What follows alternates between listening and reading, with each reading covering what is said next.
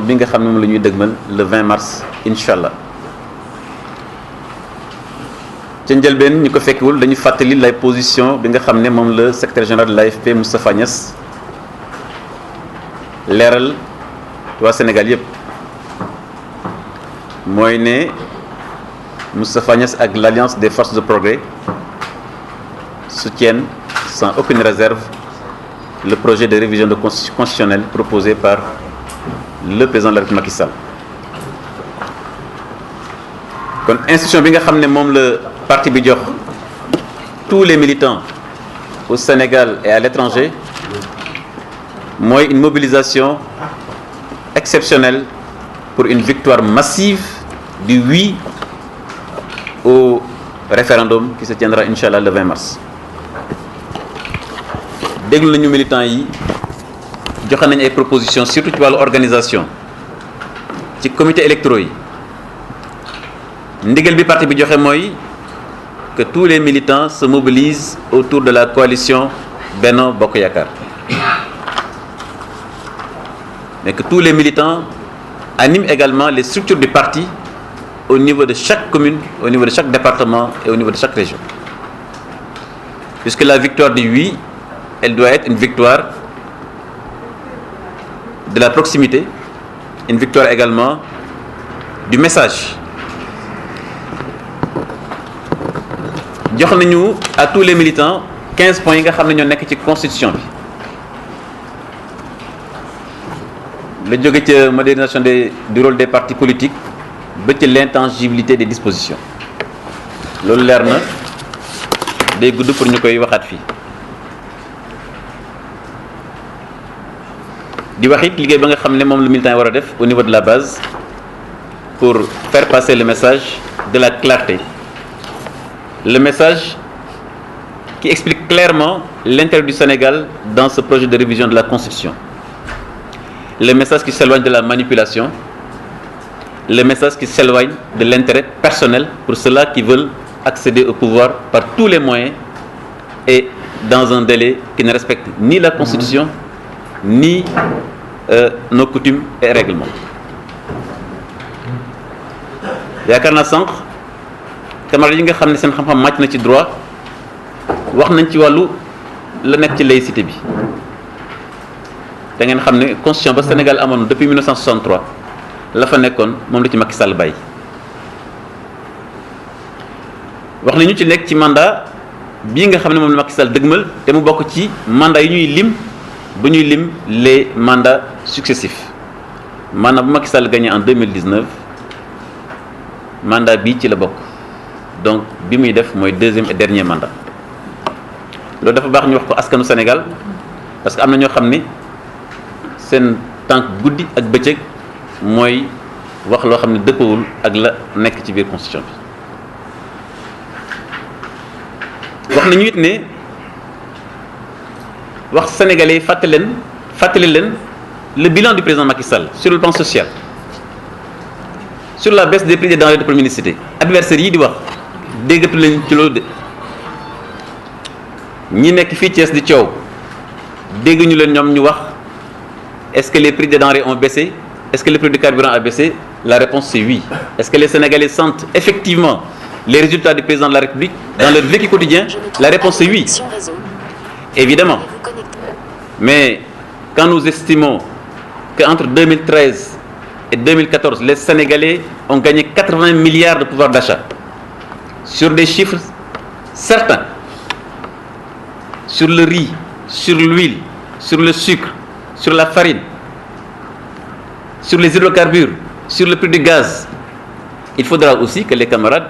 invitent ses adversaires de tous les jours, du dimanche, à également se prononcer sur le bilan du président de la République, sur le vécu des Sénégalais. Sur l'agriculture, sur les paysans qui vendaient leur arachide à 150 francs avec un bon impayé et qui aujourd'hui le vendent à 230 voire 250 francs. Cela aussi, les camarades de l'AFP vont le rappeler aux militants agriculteurs. C'est aussi pareil, puisque nous sommes dans la région de Thiès, dans la région de Mboro, où vous avez l'horticulture qui donne également des résultats extrêmement importants. Sur l'oignon, sur la pomme de terre, où actuellement nous avons une période de gel de 7 mois sur cette denrée pour permettre justement à ce que les horticulteurs sénégalais puissent vendre le produit dans de très bonnes conditions. Cela aussi, il faut le rappeler. Puisque c'est lui qui propose ce référendum, mais c'est celui-là qui a initié ces politiques. Nous avons également demandé à nos camarades de rappeler cela. Nous faisons lolu. Fatali la nek njëriñu Sénégal ci constitution bi. Fatali nit la nga xamné mom la politique bi Macky Sall deugmal jur. Fi ci Thiès. Bu ñu né autoroute bu joggé Dakar jaar Thiès dem Touba. Wa digënté Thiès ak Touba. Est-ce que lolu du rataxal business ak kom-kom? Bu ñu waxé Tivaouane le président de la République def yaakaar naa waa Tivaouane ñëpp mën nañu ko seede loolu aussi ci bilan bi la bokk bu ñu waxee Ndiassane suñu jigéen min tukku naa gi toog suñu wet mais liggéey ba commencé na kon yaakaar naa ne militants yi nañu également teg ñaari tànk bii ca la nga xam ne am na solo lool ci constitution bi ak bii la nga xam ne moom mooy vécu des Sénégalaises et des Sénégalais.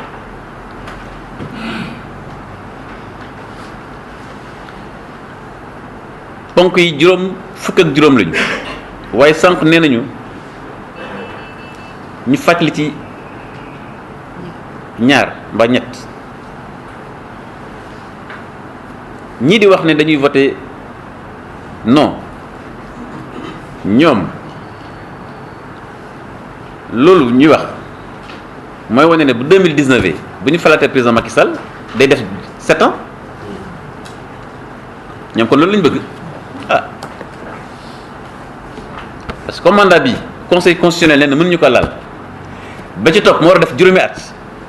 waaw boo nangul constitution bi fi nekk te nga xam ne juróom-ñaari at la wax mais moom mooy wéy kon ñoom nañ jàpp ne balaa ñuy falatu def fii ak 14 ans daanaka duñu laal pouvoir de kon ñoom aussi nañu fàttali loolu comme dañu xaw a yàkkamti tuuti ñu fàttali leen ne vraiment bu ñu bëggee préparer wu nañ voté oui comme ça après 2019 le candidat Macky Sall Inch'Allah qui va gagner l'élection mën a def 5 ans ñoom ñu mën a taxaw mais aussi l'intangibilité de la durée du mandat et le nombre successif de mandats bi fi Abdoulaye Wade bëggee samp buur Sénégalais dañ ko ne déedéet constitution bii nag ëllëg ku ñu mënti fal Sénégal doo dépasser fukki at ci bopp réew mi wax dëgg yàlla ku def fukki at ci bopp réew te mënoo def bilan yow moom liggéey yëkkatiwu la kon loolu doy na te lii AFP moo nekkoon suñu position au niveau des assises nationales l'AFP a toujours milité pour un mandat de 5 ans mais dañu nekk un parti aussi qui est attaché aux valeurs de la République un parti également qui respecte le principe républicain te les institutions du Sénégal bu ñu leen oyofalee bu ñu leen sofentalee ba seen kaddu ñu banaliser ko su boobaa personne d'entre nous n'est à l'abri réew li koy téye ce sont ces institutions réew li koy téye c'est la solidité de ces institutions politique warul laa jaral ba nga dem di oyofal ces institutions te institution juridique ba nga xam ne ba gën a kawe ci wàllu droit mooy conseil constitutionnel waaw bu fekkee conseil constitutionnel bu waxee dara ñu ne déedéet faale wuñ ko waaw ëllëgee bu ñu ko joxee suñu dossier de candidature mu ne la ma leen waxoon da ngeen kaa teg fële man nit seen candidature dama koy teg fële lan la ñuy wax su boobaa lu ñuy wax kon politique war laa tax ngay oyofal sa institution réew yi nga xam ne ñoo wër Sénégal te institution yu oyof la fa am gis nañu ko àdduna bi ñu nekk dafa nekk àdduna wax kaaraange def xaw doy waar nous sommes dans une période où l'insécurité est là nous devons faire en sorte que les institutions du Sénégal soient très très solides donc lii laa waxoon naa ko tënk ñu remercier également les artisans yi nga xam ne ñoo fi teew pour soutenir également la position de l'AFP et la politique de l'AFP ñu leen sant bu baax les handicapés également qui ont rejoint le combat qui est le nôtre puisque l'AFP mène un combat sur la base des valeurs incarnées par son secrétaire général qui est Moustapha Niasse et ces valeurs sont les valeurs de la République sont des valeurs de la loyauté et je crois que si nous avons la chance d'avoir chaque jour de nouveaux hauts responsables de grandes organisations qui rejoignent le parti et qui rejoignent son combat, cela veut dire simplement, chers camarades, le combat dans lequel le chemin que nous suivons aujourd'hui est le bon chemin. donc comme dañu amone résolution bu ñu préparé woon bu ngeen ko mayee dañuy jox kenn ñi ko préparé woon bàcc mu liiral ñu ko ci assemblée générale ku ci am xalaat nga wax ko ci bu fekkee arrangé na leen ngeen tàcc ko comme ça mu nekk résolution bi ñuy tënk jox ko taskatu xabaar yi muy position AFP ci wàllu gi ñuy waxtaanee muy référendum bi waaye daal li ñu mën a jàpp mooy l'AFP pour un oui massif lors du référendum du 20 mars puisque njëriñu Sénégal moo ci nekk puisque it njëriñu askanu Sénégal rek lañ ci gis kon Bathie Ciss nous te donnons la parole pour lire la résolution que vous avez bien voulu préparer et que l'Assemblée générale va apprécier. Jërë ngeen jëf. Projet de déclaration de la coordination régionale de l'AFP de Thiès. La coordination régionale de l'AFP de Thiès s'est réunie ce dimanche 28 février 2016 autour d'un seul point à l'ordre du jour, à savoir la préparation du référendum du 20 mars 2016.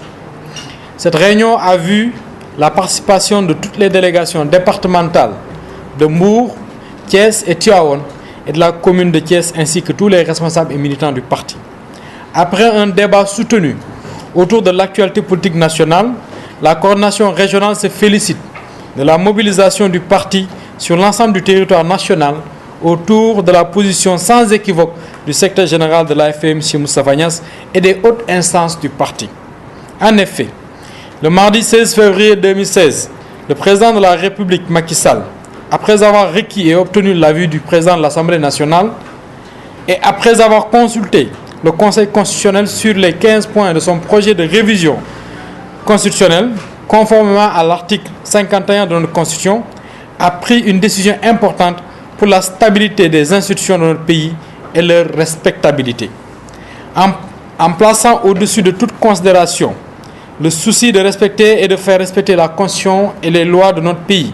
et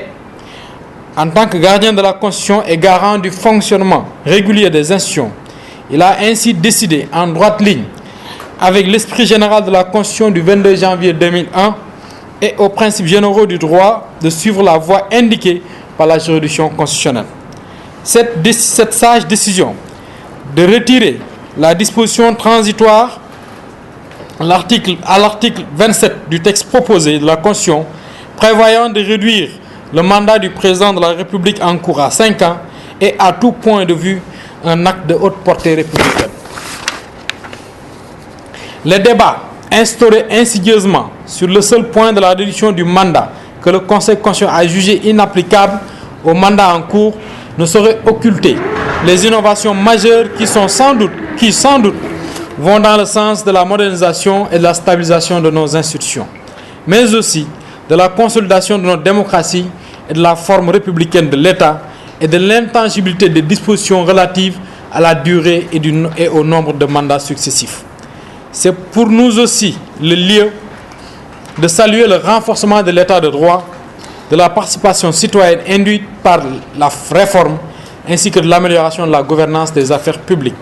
grâce au renforcement du pouvoir dévolu désormais à l'Assemblée nationale, notamment l'évaluation des politiques publiques.